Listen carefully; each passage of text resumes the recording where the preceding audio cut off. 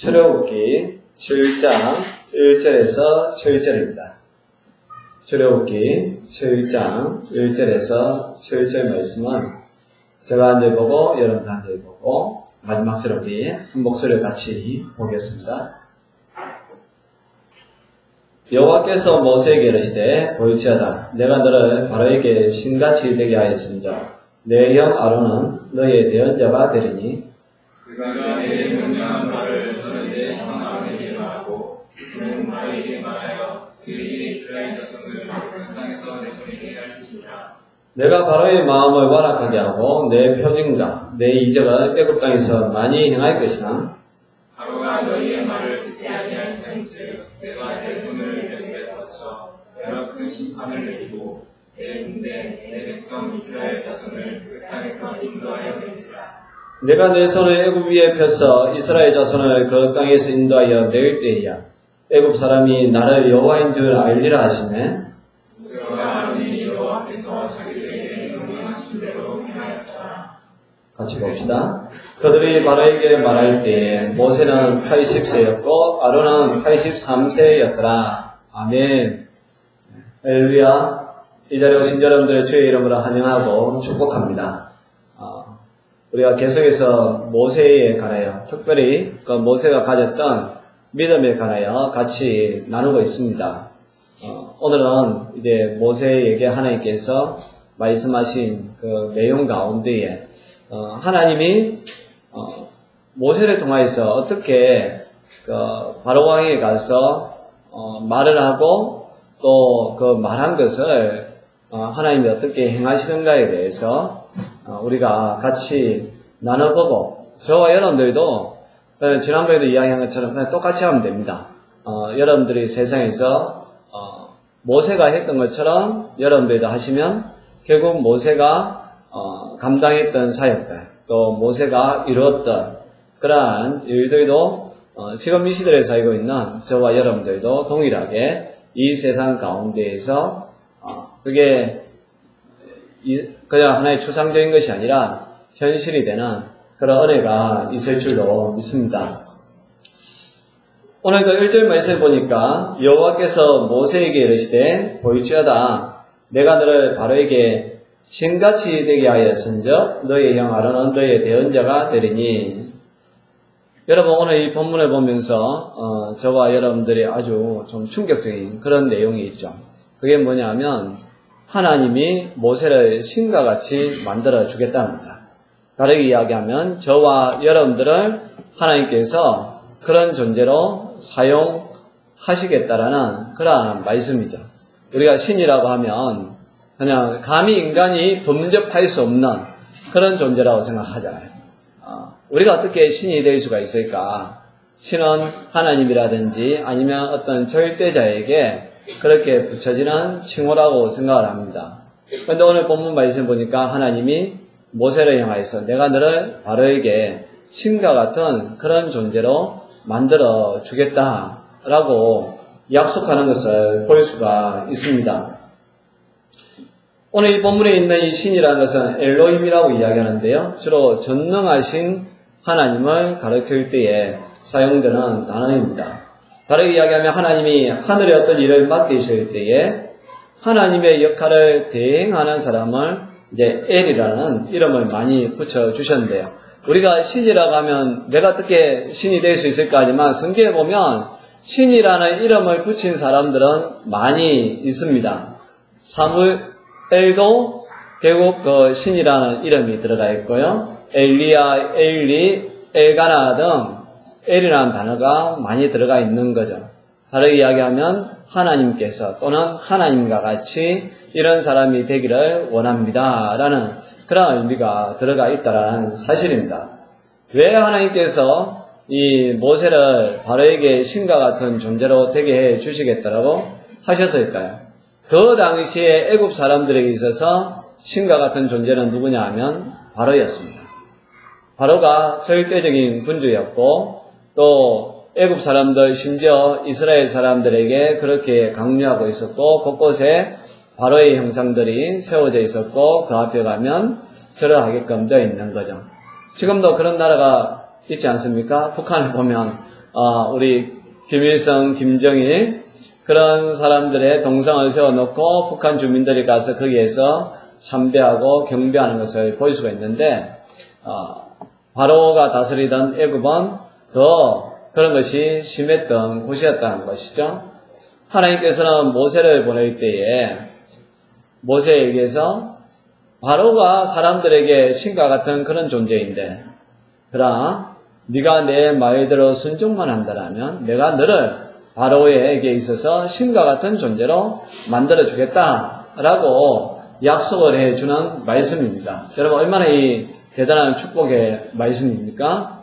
하나님께서 저와 여러분들의 이 세상 가운데에 신과 같은 그런 존재로 만들어주겠다라고 말씀하고 있는 것이죠. 하나님이 왜 모세에게 이런 이야기를 했을까요? 모세는 하나님에게 부름을 받았지만 자기가 그 일을 감당하기는 부족하다고 생각한 거거든요. 특별히 그 모세 자신이 생각하고 있는 핸디캡이라는 게 있습니다. 여러분들도 다 하나의 핸디캡이 있잖아요. 약점이라는 게 있거든요. 또 뭐 아킬레스 건과 같은 거 그런 것이 이제는 있지 않습니까? 그 모세에게 있어서 자기 자신이 생각했을 때 핸디캡은 뭐냐, 약점은 뭐냐 하면 6장 30절에 이야기하잖아요. 나는 입이 둔한 자이다. 자기가 말 못한다라는 그런 핸디캡에 늘 사로잡혀 있었다는 것이죠. 바로 앞에 갔을 때에 원래 말도 못하는데 어떻게 그런 사람 앞에 가면 내가 말을 할 수 있겠느냐는 거죠. 여러분 원래 이 말을 좀 하는 사람도 대통령 앞이라든지 아니면 권세를 가진 사람 앞에 가면 뭔가 좀 버벅거린다든지 말이 그냥 이 두서없이 이야기할 때도 있고 그런 경우가 있잖아요. 그래서 지금 모세는 일반적인 사람의 그러한 현상을 갖다가 사실대로 이야기한 거예요. 사실이랍니다. 나는 원래 이제 말을 못해요. 원래 말을 못하는데 어떻게 그 바로 앞에 가가지고 말을 할 수 있겠느냐는 거죠. 너무너무 들어보니까 나는 이 일을 감당할 수 없는 그런 사람이라는 거거든요.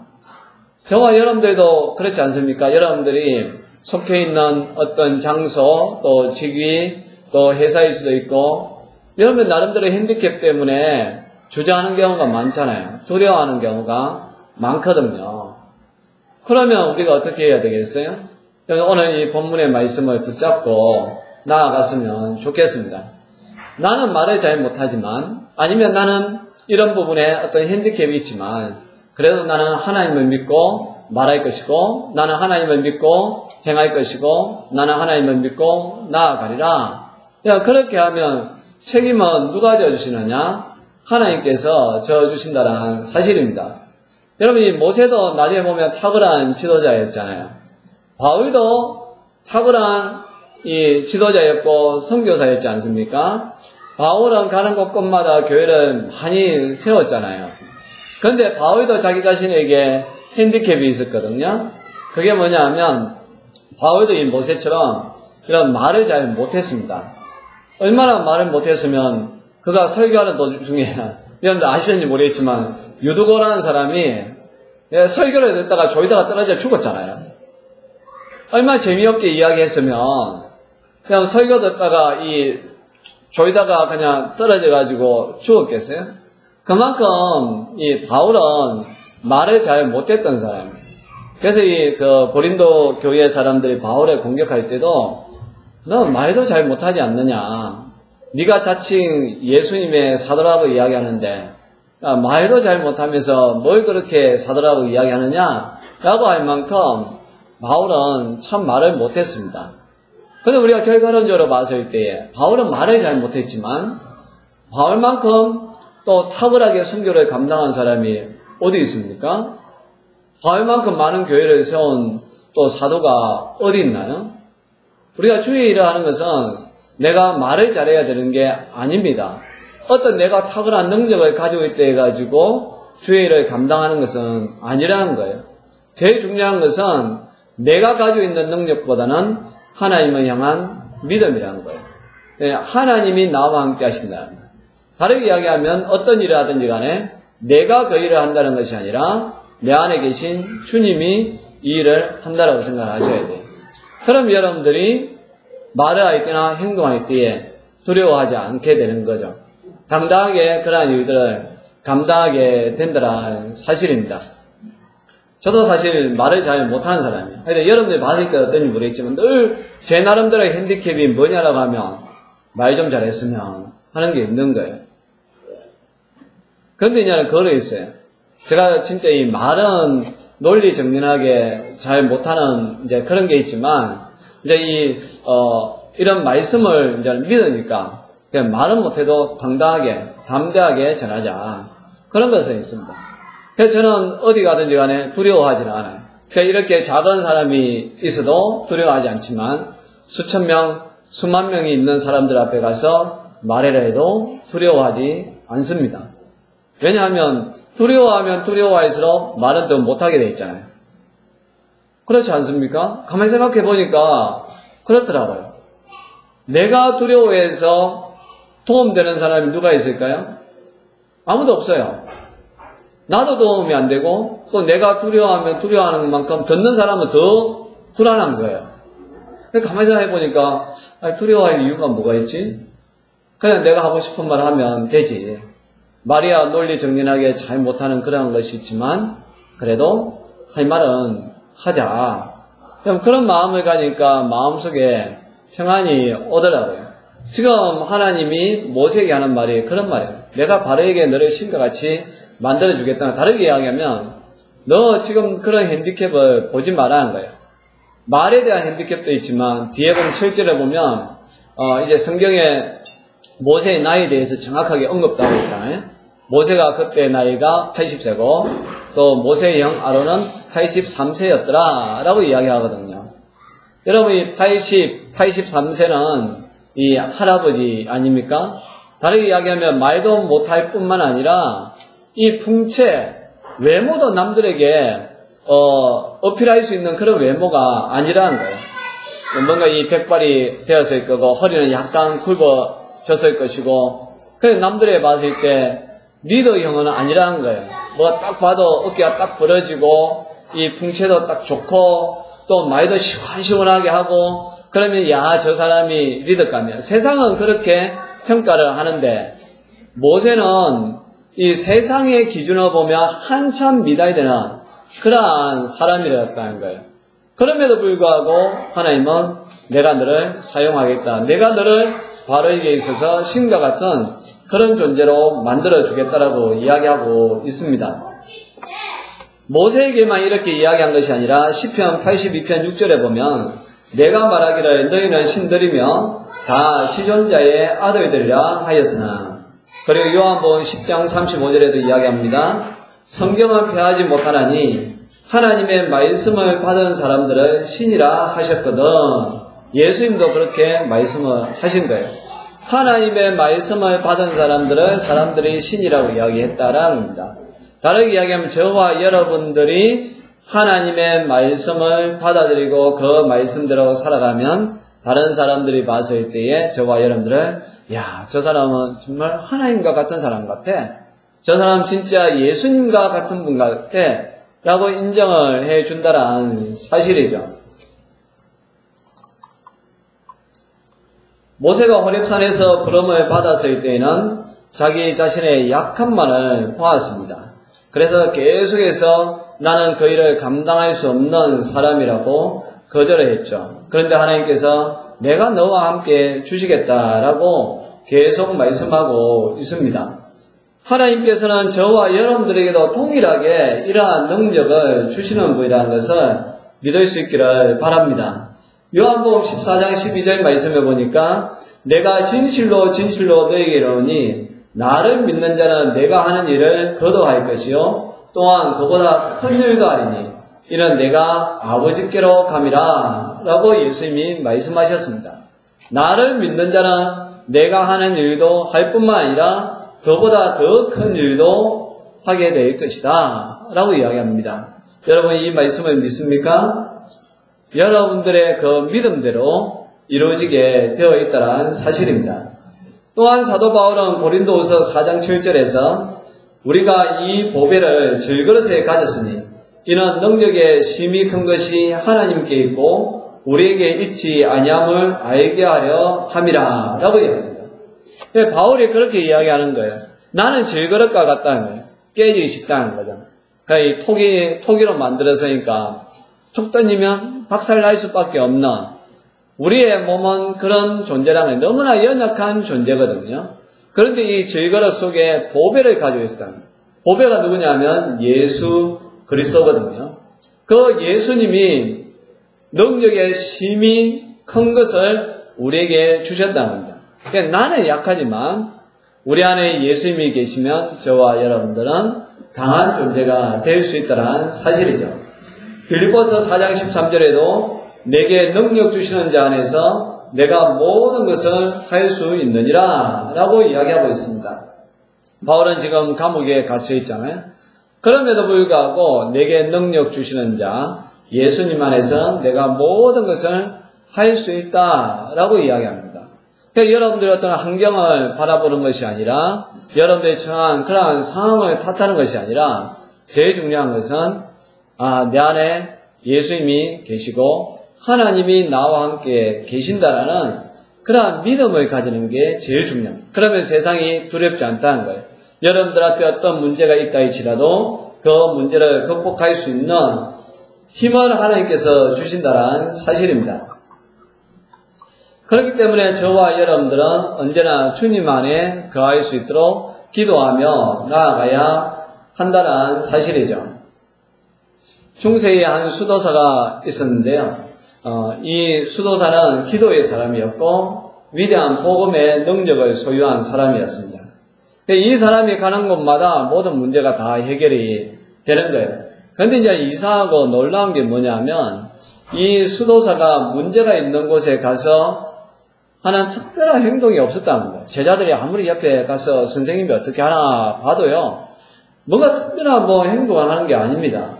무서운 질병으로 고통당하고 있는 사람이 있다라면 그냥 그에게 가서 조용히 침묵하고 그 사람 곁에 가만히 앉아 있다가 떠납니다. 그러면 이상하게 그 질병이 낫는 거예요. 또 한 가정에 큰 문제가 생겼습니다. 또 그 가정에 가서 하루를 지내다가 아무 말도 하지 않고 그냥 떠나는 거예요. 근데 이상하게 그 가정의 문제가 해결함을 받게 되는 겁니다. 또 한 고을에 문제가 있었어요. 한 마을에 문제가 있었는데 언덕 위에 올라가서 그 고을을 바라보고 조용히 침묵하다가 그냥 며칠 후에 떠납니다. 그러면 그 고을의 모든 문제가 해결되는 거예요. 이런 사실을 보고 많은 사람들이 이제 그에게 영성을 배우려고 몰려왔죠. 그런데 몰려온 사람들에게도 아무것도 가르치지 않는 거예요. 그냥 다만 아침에 일어나서 농사 짓고 또 기도하고 노동하고 그냥 그렇게 하는 거예요. 하도 이제는 이 제자들이 보다 못해가지고 선생님에게 이렇게 물어보았대요. 선생님, 도대체 진리가 무엇입니까? 그 선생님의 대답은 예수 그리스도. 선생님의 인생관이 무엇입니까? 예수 그리스도. 성경이 무엇입니까? 예수 그리스도. 아이를 어떻게 교육해야 합니까? 예수 그리스도. 어떻게 살아야 합니까? 예수 그리스도. 사람들이 무엇을 묻든지 간에 대답은 통일하게 하나였다는 겁니다. 예수 그리스도, 그 외에는 없었다. 여러분, 결국 모든 문제의 해결책은 어디에 있다는 겁니까? 예수 그리스도라는 거예요. 이 세상에 왜 문제가 자꾸 꼬일까요? 사람들은 계속해서 문제를 해결하려고 합니다. 새로운 이론들을 만들어내고 또 새로운 시스템을 개발을 하고 또 새로운 환경을 조성하려고 끊임없이 애를 쓰는데 결과는 점점 더 꼬이는 것 같아요. 문제가 해결되기보다는 점점 더 문제가 복잡해지는 세상 가운데에 저와 여러분들이 살고 있잖아요. 해답을 다른 곳에서 찾으니까 그런 거예요. 우리 삶의 모든 문제의 해답은 예수 그리스도 그분에게 있습니다.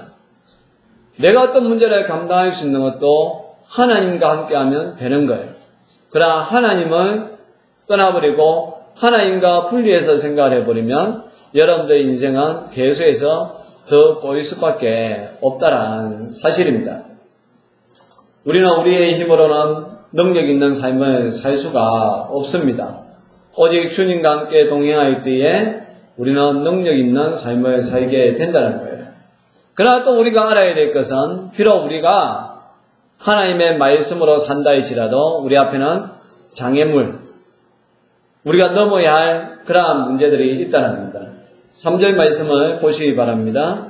내가 바로의 마음을 완악하게 하고 내 표징과 내 이적을 애굽 땅에서 많이 행할 것이나 바로가 너희의 말을 듣지 아니하였더니즉 내가 내 손을 애굽에 뻗쳐 여러 큰 심판을 내리고 내 군대 내 백성 이스라엘 자손을 그 땅에서 인도하여 내이치라 라고 이야기합니다.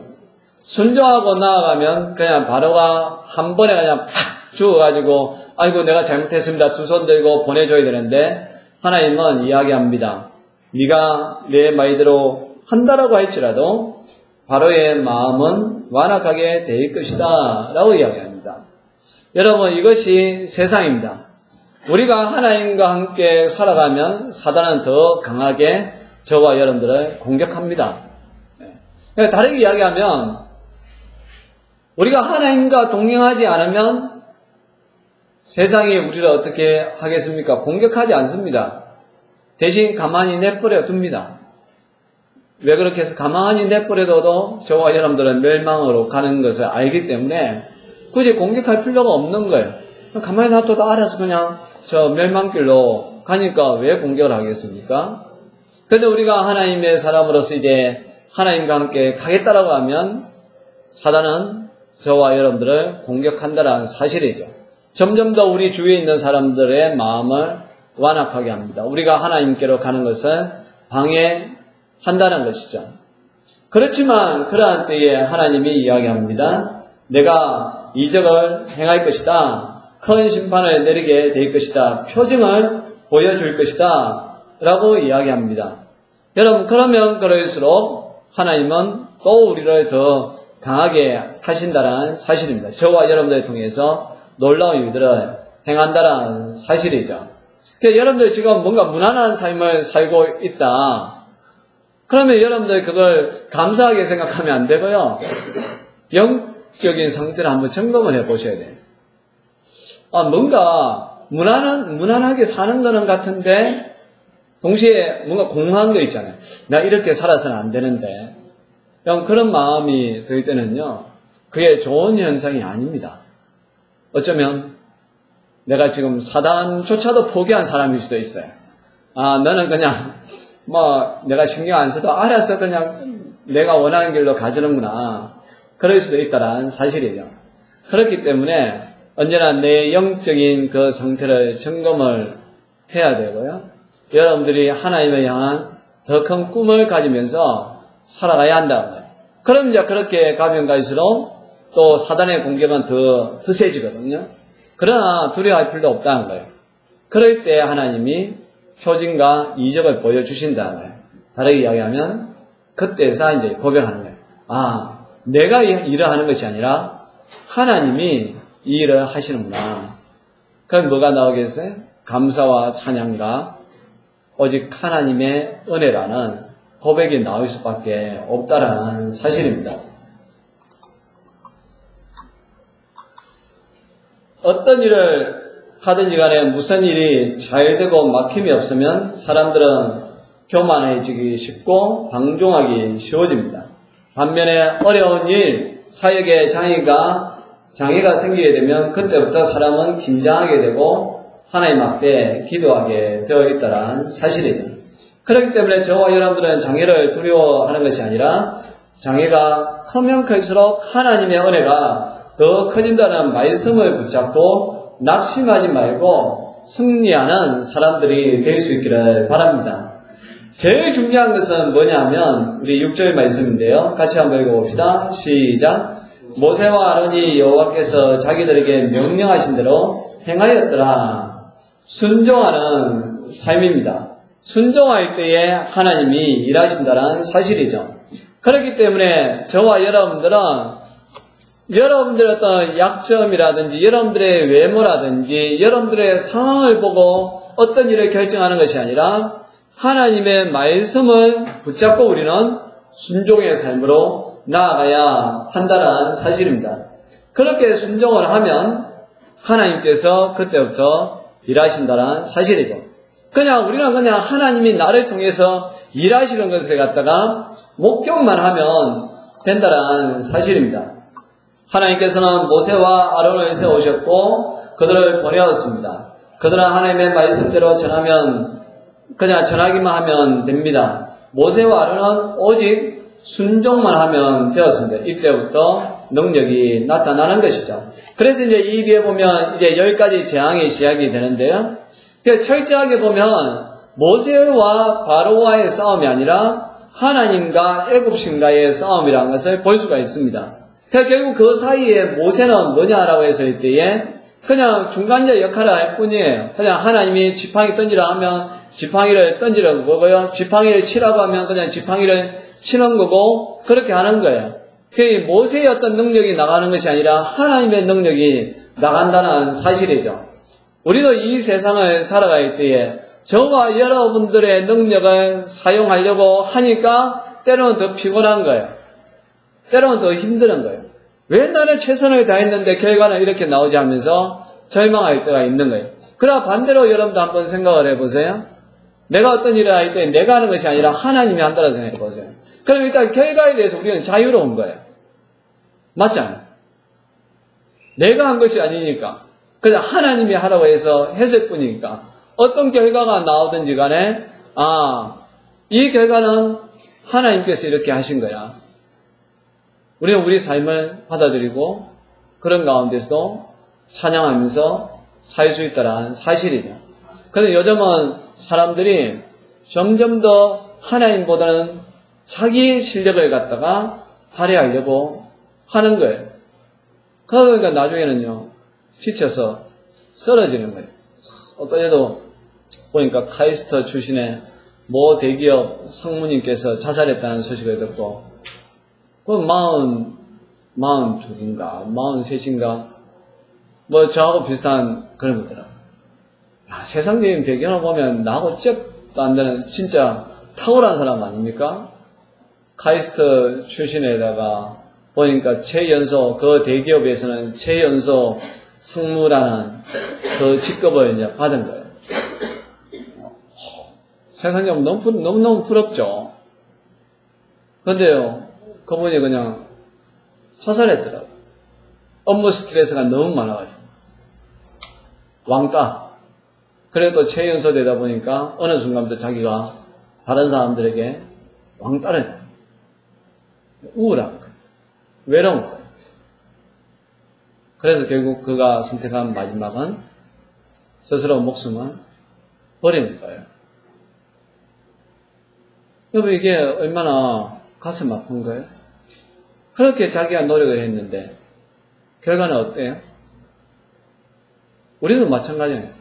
내가 한다라고 생각하면요, 처음에 승승장구하듯이 뭐가 잘 나가는 것 같죠. 그런데 어느 순간 사람들이 내 곁을 떠나고 또 다른 사람들에게 인정받지 못하고 끝없이 뭔가 이 스트레스가 주어질 때에 우리 인간은요, 못 견딥니다. 그래서 결국 뭔가를 선택하겠죠. 그게 정상적인 방법이 아닌 비정상적인 방법의 삶을 살려고 하지 않겠습니까? 우리에게도 바로와 같은 그런 해결해야 할 문제가 있을 수도 있습니다. 그러나 두려워하지 마시기 바랍니다. 여러분들을 보지 마시고 하나님을 바라보면서 나아가세요. 그럼 거기에 놀라운 일들이 일어나게 되어 있습니다. 어떤 문제가 있더라도 할 수 있다는 믿음을 가져야 됩니다. 회사든 가정이든 또 여러분들 어떤 일이든 이런 문제가 있지만 나는 또 하나님 바라보고 하나님처럼 그렇게 나는 행동할 거야. 나는 예수님처럼 그렇게 믿음을 가지고 나아갈 거야 라고 했을 때에 여러분들 앞에 있는 문제가 홍해가 갈라지듯이 거센 파도가 잠잠해지듯이 죽은 자가 살아나듯이 하나님이 여러분을 통해서 놀라운 일들을 행하실 줄로 믿습니다. 그런 믿음의 사람으로 살아갈 수 있기를 바랍니다. 찬송하겠습니다. 이 산지를 내게 주셔서 찬송합니다.